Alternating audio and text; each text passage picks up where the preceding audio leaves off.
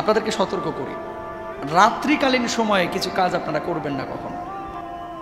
যে কাজগুলো রাত্রিকালীন সময়ে যদি আপনি মুখোমুখি হন, আপনাকে কিছু পরিকল্পনা, উদ্যোগ, সিদ্ধান্ত গ্রহণ করতে হবে এগুলো থেকে বাঁচার জন্য। ধরে নেন আপনি রাত্রিবেলায় হেঁটে যাচ্ছেন নির্জন এলাকায়, ঢাকা সিটির মধ্যে সাধারণত কম হয়, তাও হয়। বারবার মনে হচ্ছে পেছন থেকে কে যেন আমাকে ডাকছে, পেছন থেকে আমাকে কে যেন ডাকছে, অথবা কেউ আমাকে ফলো করছে, আমাকে অনুসরণ করছে, আমার পেছন দিয়ে আমাকে কেউ যেন অনুসরণ করে হেঁটে হেঁটে আসছে, মনে হয় কি হয় না? এরকম যখন হবে আপনি এইভাবে ঘাড় ঘুরিয়ে তাকাবেন না, হয় পুরো শরীরটা নিয়ে তাকাবেন, অথবা আপনি তাকাবেনই না। কারণ এই ধরনের ঘাড় ঘুরিয়ে তাকানোর পরে অনেক মানুষ স্ট্রোক করে। কারণ কি? সে আতঙ্কিত হয়ে যায়, মনে হচ্ছে যে কেউ তাকে থাবা মারল। এগুলো হচ্ছে বদজিনের আসর।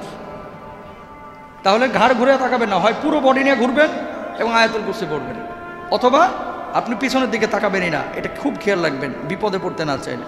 2 নাম্বার, এই শীতকালীন সময় অনেকের জুতার মধ্যে, মসজিদের এই যে বক্সের মধ্যে, বিছানার মধ্যে, কম্বলের নিচে সাপ এসে বসে থাকে, আছে না নাই গ্রামগঞ্জে?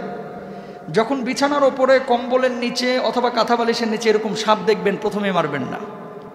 নবীজির নিষেধাজ্ঞা আছে। কি করবেন? সাপটাকে চলে যেতে বলবেন। যদি সাপটা চলে যায়, চলে গেল। যদি না যায়, তারপর আপনি অ্যাকশানে যাবেন। কারণটা কি? যদি না যায় তাহলে জানতে হবে এই দুষ্ট সাপ, আর যদি চলে যায় তাহলে জেনে নেবেন যে এই সাপটা জিন।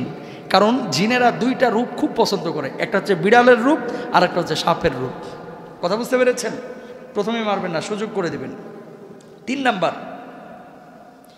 আপনি হেঁটে যাচ্ছেন, দেখতে পাচ্ছেন যে একটা সোজা বাঁশ ঝাড়, অথচ বাঁশগুলো কয়েকটা এভাবে হেলে আপনার দিকে আছে। অথবা দিনের বেলায় দেখছেন যে সোজা গাছ, রাত্রিবেলা আসতেছেন একটা ডাল আপনার দিকে এভাবে ঝুলে পড়ে আছে, কোনো কারণ নাই, ঝড় নাই, বৃষ্টি নাই। এরকম যদি দেখেন, খবরদার, আপনাদের কাছে রিকোয়েস্ট, ওই ঝাড় অথবা গাছের ডালার নিচ দিয়ে আপনারা যাবেন না। কারণটা কি? এখানে ভালো জিনের আসরও থাকে, বদ জিনেরও আসর থাকে।